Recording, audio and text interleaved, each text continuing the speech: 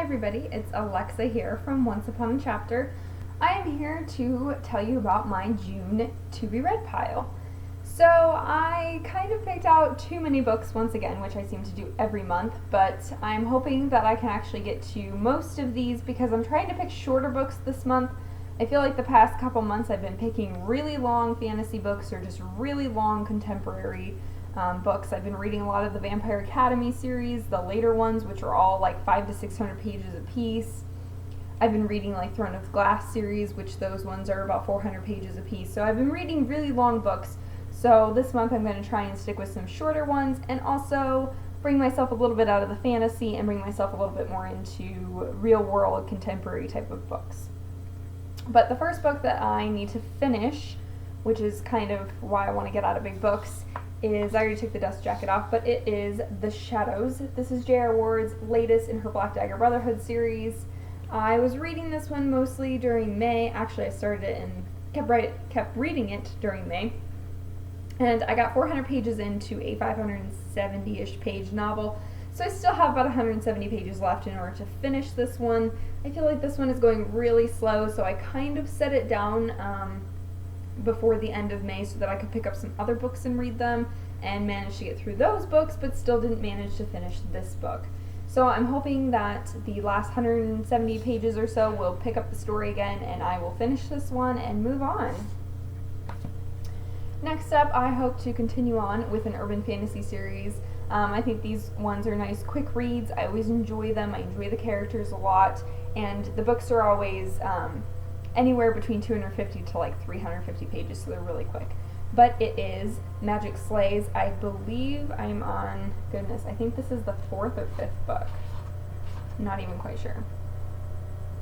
This is the 5th book, so yeah, I'm really proud of myself of having read so much of this series so far, between I think the end of last year and into this year, or maybe actually just so far this year. So I really want to continue on because it was getting really good in the 3rd and 4th book, and so I really want to read more. Next, I want to bring myself into a non-fantasy read by reading something historical. So I'm going to read a historical romance book this time around. I really do like Tessa Dare's writing. I have read some of her historical novels before, and I own a lot of her books, so I really need to get on reading all the ones on my TBR. But this is the second book in this particular series by her, and it is Twice Tempted by a Rogue. The first book was One Dance with a Duke, which I highly enjoyed. I think Stephanie and I read that together, and I think we were supposed to read this together, but I just never got around to reading it, so I didn't get a chance yet. But I definitely want to read this because I know it's just historical romance, and I can just easily fall into the storylines. Set some of these books down. Next book is going to be a nice, just easy read for me. It is a verse book by an author that I absolutely love, and it is Chasing Brooklyn, which is a book that has been on my shelves for quite a while, and I haven't had a chance to read it yet. I usually like to wait to read verse books until we're like in a readathon, just because it makes for a nice, easy readathon reading. But I'm just in the mood for one of her books, and it's verse, so again, it should be pretty quick read and easy to get through. Another book is by an author who I have read almost everything that she's done, including her fantasy, paranormal, time travel-y type of book. And this is On the Fence by Cassie West. I have been holding off on reading this one just because I really wanted to be in the mood for a nice, cute, contemporary read. And this one coming in at not quite 300 pages, and the print is pretty big in here. It'll make for a nice, cute, summery contemporary read, which I know everybody's reading cute, summery contemporary reads right now, but it's just what I think I'm going to be in the mood for since I've been reading paranormal and fantasy and reading such long books for the past couple months, actually. Next book is a book that was really popular when it first came out, and now the author's kind of getting like more hype again for this series because of a recent series that she wrote. So it is The Summer I Turned Pretty, which is the first book in the Summer I Turned Pretty series. I've had this one for a while. I got it like as a bargain book a while back, and I have read Jenny Han's newest one, To All the Boys I've Loved Before, and I have yet to read P.S. I Still Love You. I'm waiting on hold at the library for it. But while I'm waiting for that one, I thought I would try this series because it seems like a lot of people are just, these are nice, easy contemporaries with some, feel-good kind of romance or something in them. And again, this one clocks in at like 270 some pages or so. So it'll be a nice, again, cute, fun, contemporary summary read. And moving on to I want to read like an adult contemporary in there. The adult historical and the adult urban fantasy are good, but I want something kind of like just an adult contemporary to kind of get me more into some of the adult books that I have on my shelves that I haven't been reading because I've been reading a lot of teen books. And so I want to read Fever, which I know it's all covered up with all these stickies. But it is the second novel by Maya Banks in her, is it Burn? Oh, it's called the Breathless trilogy, but the first one was Burn. And I read that on my way back from Spain, which was last year, and I really enjoyed it. And so I really want to just sit down and get immersed in this one. I know Maya Banks is not exactly known for, amazing writing, but she's known for steamy scenes and, some good contemporary stories. So I really want a chance to continue on with this series. Next up, I have a book that is, again, an adult, contemporary book from what I understand about it.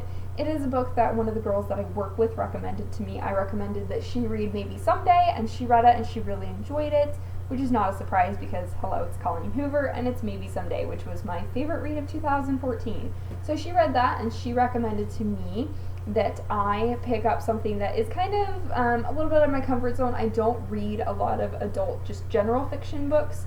I tend to read adult urban fantasy or adult sci-fi or adult romance. I generally don't walk into the general fiction section of the bookstore because usually I just find that those type of reads don't work a lot for me, but I'm going to give this one a try. So it's 19 minutes and it's supposed to be about a story told in teen perspective and also told in the adult's perspective of a tragedy that happens in a small town, and it kind of shows the differences between what the teens view this tragedy as and what the adults view it as. And somehow there's a court case or something going on with this tragedy, and everybody's perspective kind of collides at a certain point and comes together so that the adults and the teenagers kind of get to understand one another in the town, from what I understand about this book. And I have never read a book by Jodi before. I own, I think the 10th Circle or the 10 Circle or whatever I think it's called the 10th Circle, is one of her books that I do own and haven't read. So yeah, I'm going a little out of my comfort zone with trying this one, but I recommended to read to her and she really liked it. So hopefully our reading styles are pretty similar and I will read this and really enjoy it. This is kind of a long one. It's one of the long ones on my pile this time around because it's 450 pages and the print is pretty small and not very big margins. So this will be kind of my longer one that I may carry over into July if I don't read it in its entirety this month. And the last book that's on my pile, which is also the biggest book on my pile because it's a fantasy read. But Stephanie and I here at Once Upon a Chapter have been reading. We read We read Throne of Glass back in April, and I just finished Crown of Midnight yesterday. And so we talked about maybe continuing on with the series because we want to get caught up, because I believe the 4th book is coming out September, October of this year. So if we get caught up here during the summer, then we can read that book together when it comes out.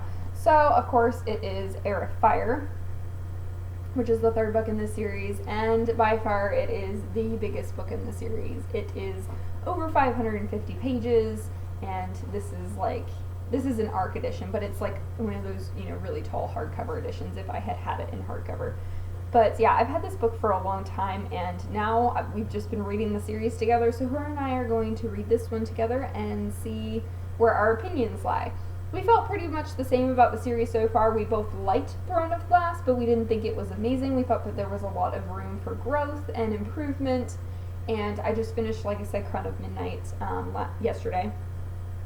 Thought it was so much better than the first book. There was so much more development, because you already knew who the characters were. You already knew some of the magic and some of the storylines, so you could kind of just kick into high gear and keep on going. So again, this is my big book of the month because it is, again, a fantasy series that I'm still currently reading. So this is my one big book that I'm kind of allowing myself this month. So that is a lot of books for me. I haven't been able to read this many books in 1 month so far, and I am working a couple weekends coming up, and Johnny and I are going on vacation for a weekend. So it's going to be kind of hard to get these all done, but I hope, because a lot of them are just shorter contemporary reads, that I'll be able to make this happen. So let's see here if I can get all of these. Oops. And naturally they fell over. I guess this is what happens when you don't pre-plan ahead to show your books all at once.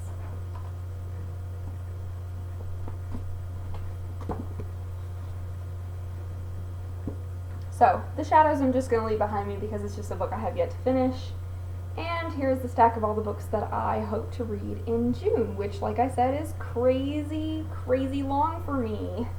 I don't usually read that many books in a month. Ever since I kind of started this new year of 2015, I haven't read even more than 20 books this whole year so far, so reading all those in 1 month is going to be a challenge for me, but I'd like to see if I can do it. So anyway, that is everything that I plan on reading this month. If you think I'm leaving something really important off my stack that's releasing in June, go ahead and let me know. If you've read any of these books or are currently reading them or going to be reading them very soon, let me know about that too. Otherwise, happy reading, guys. Bye!